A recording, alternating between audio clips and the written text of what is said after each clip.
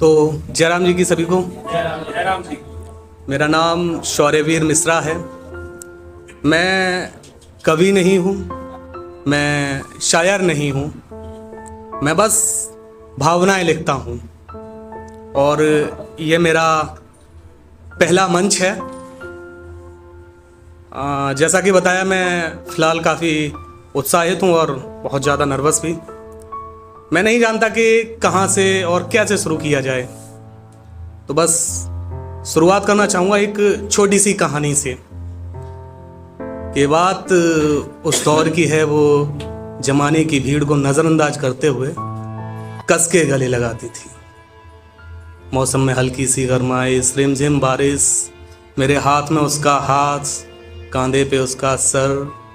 वो पूछती थी मुझसे कि आज से 10 साल बाद क्या हम साथ होंगे।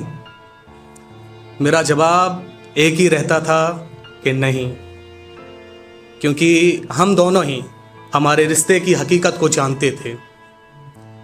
मैं पूछता था उससे कि आज से 10 साल बाद जब बात करना तो छोड़ो, मिलना तो छोड़ो, बात करना भी मुमकिन नहीं होगा, तो कहाँ ढूंढोगे मुझे। वो हमेशा बोलती थी कि तुम हमेशा मेरे साथ रहोगे, ये खूबसूरत लम्हे बनकर।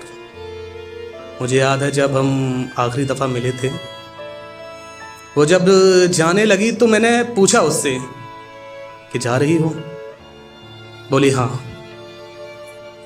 मैंने पूछा उससे कि अब कब मिलोगी। वो मुस्कुराकर बोली जब तुम चाहो।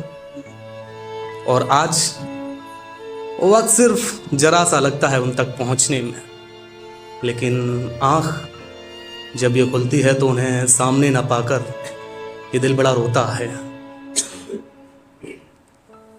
तो आगे बढ़ते हैं।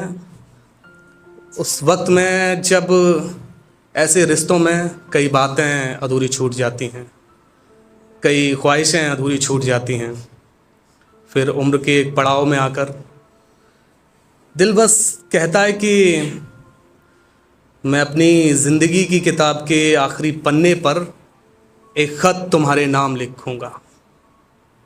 उस ख़त में हमारी दास्तान लिखूँगा, हमारी पहली मुलाकात का वो एहसास लिखूँगा, हमारे सपनों के आशियाने वाली बालकनी में ना एक चाय वाली मुलाकात भी लिखूँगा।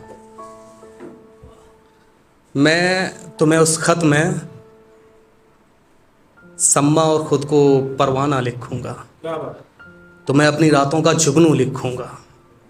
जैसे अंबर के बिना ये धरती अधूरी है, समंदर के बिना वो कश्ती अधूरी है ना, मैं तुम्हें वो अधूरा ख्वाब लिखूँगा। और अंत में मैं तुम्हें आखिरी अलविदा लिखूँगा।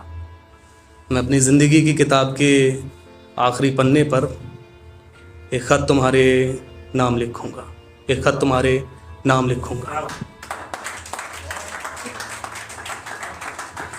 बहुत बहुत धन्यवाद। अच्छा, एक चीज़ मैं आपको बता देना चाहता हूँ, मैं अभी भी नर्वस हूँ थोड़ा। तो मैं इन तालियों का और वाहवाही का आदी नहीं हूँ, थोड़ा मत मानिएगा, लेकिन ये सच्चाई है, क्योंकि इन तालियों से हमें हमारी कमियां पता नहीं चलती। अगर मैं आप तक पहुंच पा रहा हूं तो आप मुझे सूचित करिएगा। अच्छा, बड़े सपने तो मेरे ख्याल से यहाँ पे सभी देखते होंगे, बड़े सपने तो सभी देखते होंगे। हम में से कई सारे ऐसे भी होंगे जो बड़े सपनों के लिए अपना घर बार छोड़ के आए होंगे। एक बार हाथ उठाइएगा कि कौन कौन है। तो आप ही के लिए है, आप तक पहुंचना चाहूँगा, अगर पहुंच जाऊं तो बताइएगा। शौक था कि अपना घर छोड़कर बड़े शहर जाएंगे, छोटा सा ही सही बड़े शहर में खुद का एक आसियाँ बसाएंगे। शौक था कि बड़े शहर में जब एक किराए का कमरा लेंगे, उसमें चाय सुट्टा और अपनी यारी वाले पोस्टर लगाएंगे। घर में तो पापा शक्तिमान का पोस्टर लगाने से भी डांट दिया करते थे ना। शौक था कि बड़े शहर में कुछ नए दोस्त बनाएंगे। ऊबने लगे थे पुराने दोस्तों से। शौक था कि बड़े शहर में मेट्रो के नीचे नुक्कड़ वाली टपरी पर चाय पिएंगे रात के 2 बजे। किसने पिया भाई? रात के 2 बजे। शौक था कि बड़े शहर में अंधेरी रात में बड़े शहर की गलियों में खुलेआम मंडराएंगे। शौक था कि बड़े शहर में खुले आसमान के नीचे सांस लेंगे। शौक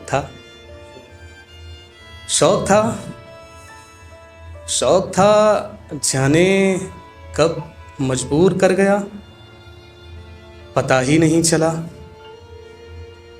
शौक था।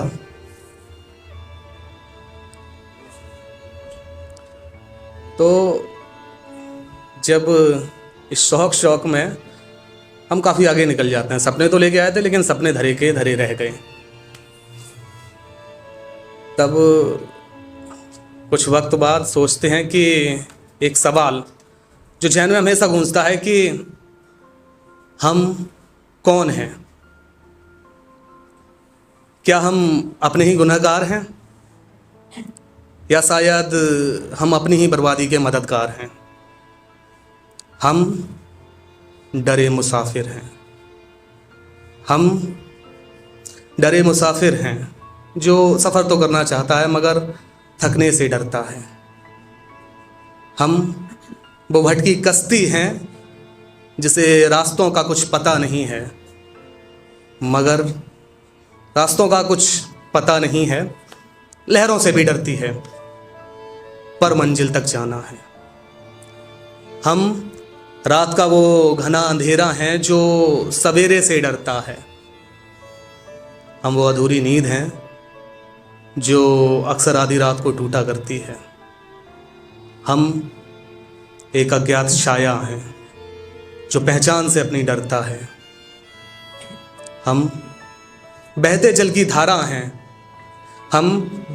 की धारा हैं जिसे बस बेमकसद बहते जाना है। हम वो टूटा तारा हैं जिसे बस क्षण भर को चमकना है और फिर आसमान में कहीं गुम हो जाना है। हम मुसाफिर हैं, कश्ती हैं, अंधेरा हैं, हम नींद हैं, हम छाया धारा तारा हैं, ये हम हैं।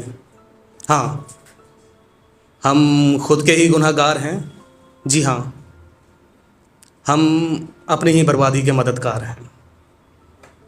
जी हाँ, हम ही हार का सार हैं। मिश्रा जी, एक आखिरी फिर अलविदा लेना चाहूँगा। थोड़ा सा इमोशनल होने के बाद थोड़ा सा मोटिवेट करता हूँ। आज मेरी उम्र 32 साल हो चुकी है। काफ़ी सपने और ख्वाहिशें टूट चुकी हैं, लेकिन एक दृढ़ निश्चय और हौसला बाकी है। तब पढ़ता हूँ कि बस बहुत हुआ, अब थक चुका मैं, हार कर मैं टूट कर, बस असहाय मैं रो पड़ा। हजारों हार से लिप्त मैं अब खुद से ही ये पूछता, हजारों हार से लिप्त मैं अब खुद से ही ये पूछता। जवाब दीजिएगा, क्या लड़ना सही है? सुनिए, समझिएगा, पहले फिर जवाब दीजिएगा। क्या लड़ना सही है या जिंदगी के आगे झुकना सही? क्या लड़ना सही है या जिंदगी के आगे झुकना सही? फिर दे के दिलासा खुद को ही, संघर्ष पथ पर मैं चल पड़ा। अब मंजिल मिले या मौत किंचित ना भयभीत हूँ, अब मौत हो या हार हो फैसलों पे अपने हूँ अडिग। ये धर्म युद्ध है संघर्ष से, अब कोई हो या ना हो इस युद्ध में साथ मेरे खड़ा।